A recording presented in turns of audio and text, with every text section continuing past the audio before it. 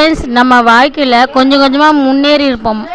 கஷ்டப்பட்டு தான் நம்ம வாழ்க்கையில் முன்னேறி தான் நம்ம ஒரு நல்ல நிலைமைக்கு வந்திருப்போம்.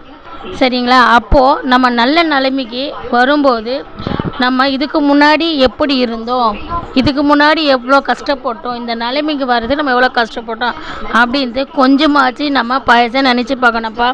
பழசை நினச்சி பார்த்தா தான் புது வாழ்க்கையும் நம்மளுக்கு நிலச்சிருக்கும். சரிங்களா?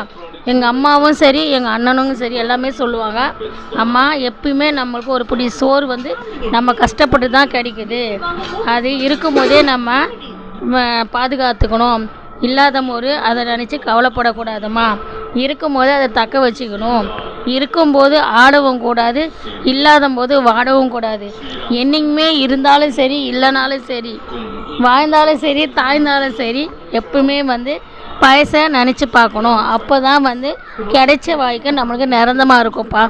இது உண்மையா இல்லையா? நான் சொல்கிறது சொல்லுங்கள். மறக்காமல் இந்த வீடியோ பிடிச்சா ஒரு லைக் பண்ணிவிட்டு போயிட்டே இருங்க. பாய்.